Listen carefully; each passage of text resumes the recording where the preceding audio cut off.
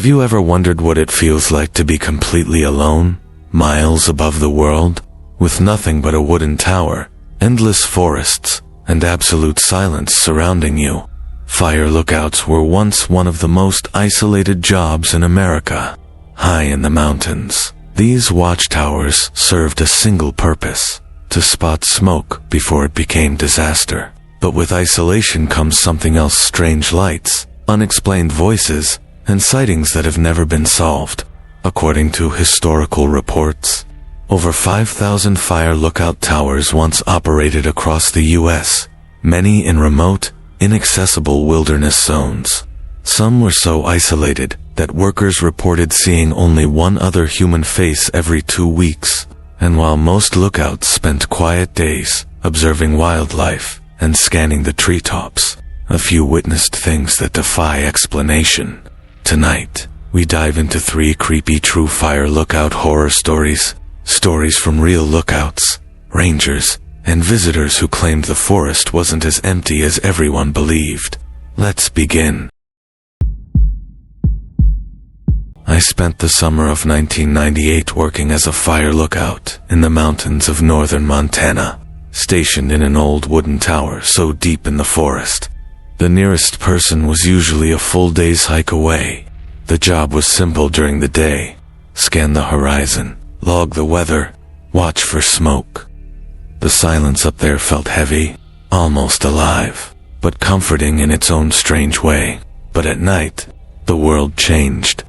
The forest seemed to breathe differently, the shadows stretched longer, and the isolation stopped feeling peaceful and started pressing against your nerves.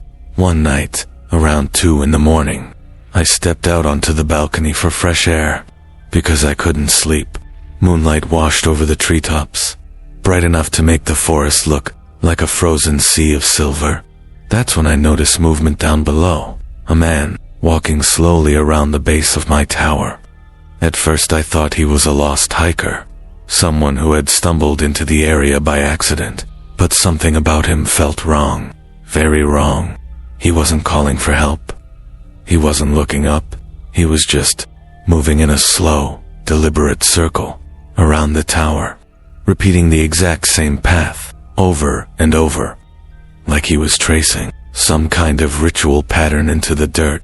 I called out to him, asked if he needed help, but he didn't respond. He didn't even react.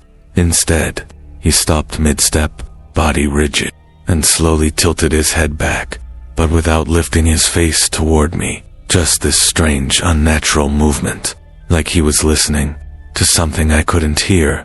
Then he resumed walking. Same circle, same rhythm, never faster, never slower. I watched him for nearly 3 hours. I was too afraid to go back inside, too terrified to climb down.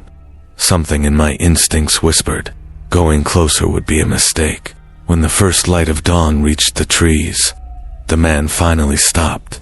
Without looking up, he turned and walked straight into the forest, moving confidently through thick undergrowth, as if he'd walked that path 100 times. Even though no trail existed there, he disappeared between the trees, and I didn't hear or see anything for the rest of the day. A few days later, rangers came up with supplies. When I told them what I saw, they exchanged uneasy looks. They admitted this wasn't the first report. Another lookout 12 miles north had seen a similar figure earlier that season, and years before that, someone else reported a silent man circling the tower at night. Rangers even found barefoot footprints near several towers, deep impressions at the toes, almost nothing at the heels, like whoever made them walked unnaturally on the balls of their feet. No missing hikers matched, and none of the tracks ever led toward the towers, only away from them. I finished my season, but I never slept well after that night. Every sound outside made me think he was back, walking in circles beneath me, slow, measured, deliberate. When the season ended, I left the tower and never applied for another lookout job again. Even now, years later, when the world is quiet at night, I sometimes feel like I can hear, faint footsteps outside, measured, deliberate, pacing in that same, slow, circle. I worked as a fire lookout for the U.S. Forest Service for 5 seasons, and during that time, I experienced the usual things you'd expect in deep wilderness range: animal calls, storms that shook the tower, the kind of silence that feels almost physical, but nothing ever disturbed me as much as what happened one morning during my 3rd season. It started like any normal, early check-in. I turned on the shortwave radio, logged the weather, and prepared to contact Central Dispatch, like we always did. The signal was clear, the air calm, everything routine. I pressed the call button to report a possible smoke plume I thought I saw far to the northwest, and waited for the dispatcher's voice to come through. Instead, what I heard made every hair on my body stand up. A voice, soft, shaky, almost a whisper, came through the static and said, "Don't look behind you." At first, I froze, thinking maybe I misheard it, or the radio was picking up some weird interference from a different channel.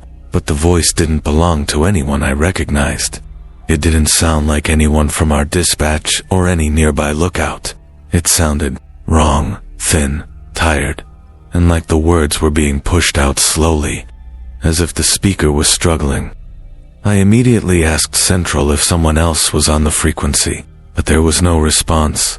Only 10 seconds of soft static before the same voice came back clearer than before, saying, "He's still here." My heart nearly stopped. The inside of the tower felt too small, like the walls were closing in. For a moment, I didn't want to turn around at all. I forced myself to look behind me, scanning the tiny room and the narrow staircase. But nothing was there, just my maps, the stove, the cot, everything exactly where it should be. Still, I couldn't shake the feeling that something had been in the room seconds before I turned. I kept checking over my shoulder every few seconds, listening for footsteps or breathing, but the tower was silent except for the wind. Trying to calm myself, I grabbed my binoculars and scanned the forest, expecting to see maybe a lost hiker near the tower or an animal moving through the brush. But instead, my eyes landed on something far more unsettling.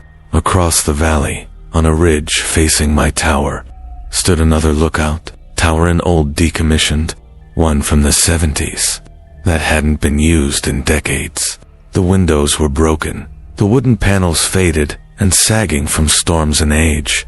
Yet, as I looked at it through the binoculars, I saw movement inside, something shifting behind one of the broken windows, almost like someone was walking around in there. That tower shouldn't have had anyone in it. The Forest Service had sealed it years ago because it was unsafe. No one should have been able to climb it, let alone be inside. I watched for a good 30 seconds, and I swear I saw a dark figure pass by the window twice, slow and steady. I radioed dispatch again, but the line remained silent. No acknowledgement, no chatter, just dead air. Eventually, I asked for ranger support, and after a long delay, the dispatcher finally came through, confused. Not knowing anything about the earlier transmission, rangers reached the old tower in the afternoon. When they radioed me from the site, they told me the entire structure was empty. There were no footprints in the dust inside, no sign of anyone climbing the ladder. No gear, no broken planks, nothing. It looked like no one had stepped inside for years. They tried to reassure me that the figure I saw was probably just shifting shadows, or sunlight hitting broken glass in a strange way. But I knew what I saw, and the radio logs later confirmed something that made the whole situation even worse. At the time of the whispering, I was the only active lookout broadcasting on that frequency. No one else had sent a signal. No interference was recorded, and no one claimed to be on that channel. Experts sometimes talk about atmospheric skip or ghost signals bouncing off the ionosphere, but that explanation never sat right with me. The voice didn't just cross channels, it spoke directly to me, responding perfectly to the moment. warning me about something behind me and referring to a he I never saw. And the old tower across the valley had no power, no equipment, no functioning radio antenna. Whatever spoke through my radio that morning didn't come from any human station I know of. To this day, I still wonder what would have happened if I had looked behind me the instant the voice told me not to, and I still can't explain the figure I saw inside the abandoned tower. All I know is that after that day, I started locking the tower door at night, even though the Forest Service always told us that wildlife was the only thing to worry about. I wasn't so sure anymore. I worked a season in a remote Utah fire lookout tower in 2014, and even though I'd spent plenty of eerie nights in the backcountry, nothing ever compared to what happened during those weeks alone on that ridge. My tower sat above a dense stretch of forest with almost no trails, just steep slopes and endless pine shadows. During the day, the place felt beautiful, almost peaceful, but at night, when the wind moved through the trees, and the darkness pressed in from every direction, it felt like the forest became something else entirely, watchful, heavy, almost aware of me. I always brushed that feeling off as loneliness or imagination, but then one evening proved I wasn't imagining anything. It started around sunset. I was doing my usual sweep with binoculars when I noticed movement at the tree line below, something tall slipping between the trees. At first I thought it was a bear standing on its hind legs. They get big out there, and distance can play tricks on you, but the longer I watched, the less that explanation made sense. Whatever it was, moved too smoothly, too deliberately, always staying perfectly aligned with the shadows, like it was using the darkness as cover. And it wasn't hunched like a bear. It was upright, completely upright, 7 feet tall, maybe more. I told myself my eyes were playing tricks in the dusk light. So I stopped watching, tried to focus on my routine, but even after night fell, this uneasy feeling crawled under my skin, like something out there was aware of me. Around midnight, the tower suddenly shook. A deep, heavy, thumping sound hit the base, like someone was slamming it with a massive wooden beam. Each impact echoed through the floor, through the metal supports, through me. I thought maybe a tree had fallen nearby, but the rhythm was too steady, too intentional. I leaned over the railing with a flashlight. Nothing, just the empty ground, the black forest, and a silence that felt wrong. Then came the footsteps, slow, heavy, circling beneath me. I'd walked around that tower dozens of times. I knew how the dirt and gravel sounded under boots, and that's exactly what I heard. Boot steps, measured, deliberate.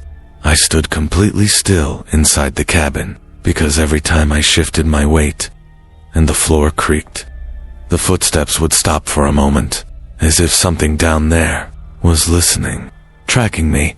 I shut off every light, sat in the dark, counted my breaths, until the footsteps finally faded. Hours passed, and just when I thought maybe I'd imagined it all, I made a mistake. I looked outside again, around 3 in the morning. In that dim, pre-dawn darkness, I saw it, a silhouette, standing perfectly still at the tree line, tall, narrow, slightly hunched forward, as if leaning on its own shadow. No features, just a black outline against the black forest. But every instinct in my body screamed that it was watching me, waiting. When morning came, I radioed the rangers and asked them to check the base of the tower. Nothing could have prepared me for what they found. Deep grooves in the dirt, long, thin marks, shaped like claw prints, but spaced like fingers. Not a mountain lion, not a bear, not anything I knew. The ranger tried to reassure me. Probably roots, or an animal digging, or erosion from rain. But I had been there all night. I knew those sounds. Those marks circled the entire tower, as if something had walked around it, over and over. I stayed 2 more days before telling my supervisor I needed to end my season early. I didn't give a reason. I didn't need to. Even now, when people ask why I left so suddenly, I say it was burnout, or isolation, or storms. But the truth is simpler, and far more terrifying. Something in that forest knew I was there. Something tall, silent, patient, and whatever it was, it wanted me to know. It wasn't afraid of me. Fire lookout towers may have been designed to keep the land safe from fire, but the stories from those who worked inside them suggest the real danger wasn't always the flames. Sometimes, the forest hides things we aren't meant to see. If you want more true horror stories, make sure to subscribe, and let me know which tale chilled you the most. Stay safe. Good night.